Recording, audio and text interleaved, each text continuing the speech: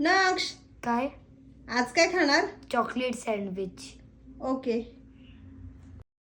छोट्या मोठ्या भुकेसाठी अधूनमधून ही रेसिपी सारखीच बनली जाते जर चॉकलेट घरी असेल तर. आणि मी होम बेकर आहे म्हटल्यानंतर चॉकलेट ही असतेच.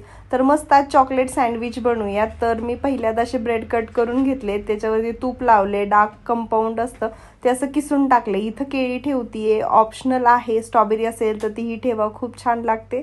थोडंसं म्हणजे फ्रूट्स पण जातात आणि वेगळी काहीतरी चॉकलेट सँडविचची चव येण्यासाठी मी केळी टाकली आहे. मस्त पॅनमध्ये तूप टाकले आणि तुपावरती हे ब्रेड असे भाजून घ्यायचे आणि मस्त सँडविच तयार झाले. चॉकलेट गनाश असेल तर अजून उत्तम, म्हणजे चॉकलेट किसून टाकण्यापेक्षा गनाश लावलं तर अजून छान असे चॉकलेट सँडविच बनतात. तर हे आपण देऊयात ज्यांनी आज फरमाईश केली होती. तर तुम्हाला ही रेसिपी कशी वाटली कमेंट करून नक्कीच सांगा. आवडली असेल तर लाईक, शेअर आणि सबस्क्राईब करायला काय विसरू नका.